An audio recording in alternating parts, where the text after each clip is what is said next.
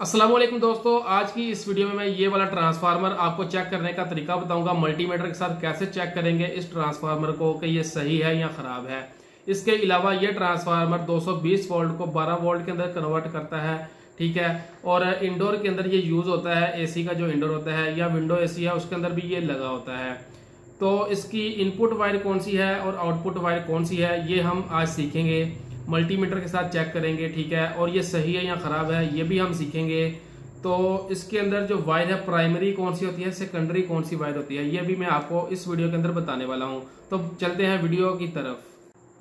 तो दोस्तों यहाँ पर मेरे पास दो ट्रांसफार्मर है जो कि बिल्कुल एक जैसे ही हैं, ठीक है। एक के अंदर दोनों वायर जो है वो मोटे वाली लगी हुई हैं, ठीक है।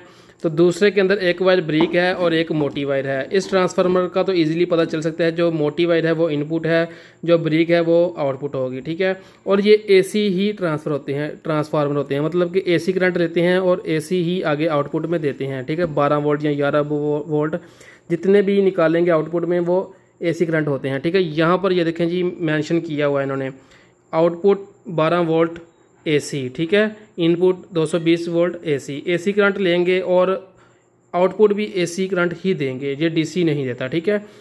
तो ये दोनों जो है ये सेम वायर हैं। एक तो आप वायर का अंदाज़ा भी लगा सकते हैं कि ब्रिक वायर को आउटपुट है, मोटी वाली इनपुट है, ठीक है।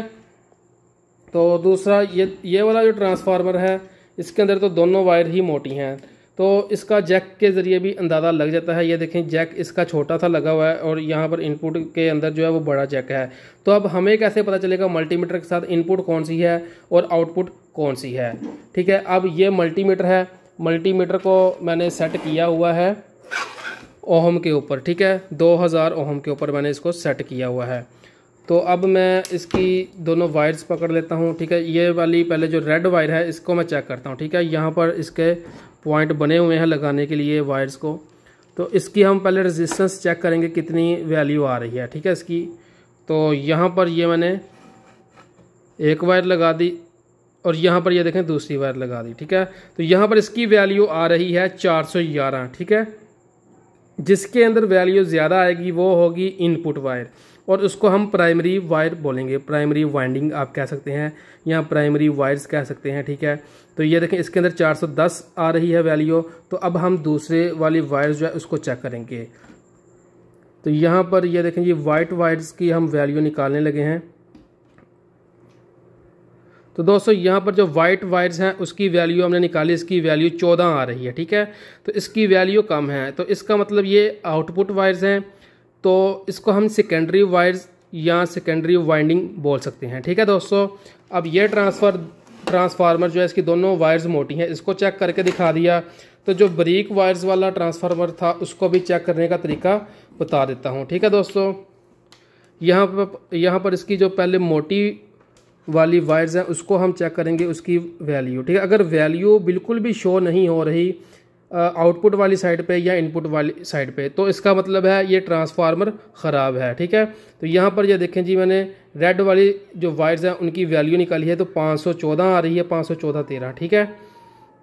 तो अब हम ब्रिक वाली जो वायर्स हैं उसकी वैल्यू निकाल लेते हैं।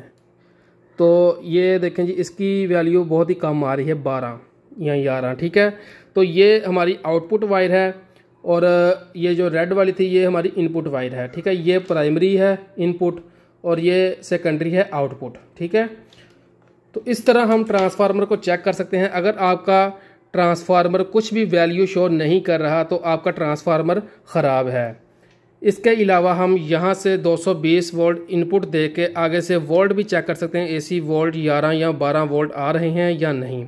तो ये चेक करके भी हम पता लगा सकते हैं। लेकिन ये मल्टीमीटर से चेक करने का आसान तरीका मैंने आपको बता दिया कि हम इसको 2 किलो ओहम के ऊपर सेट कर देते हैं और इसकी वैल्यू निकालते हैं, ठीक है।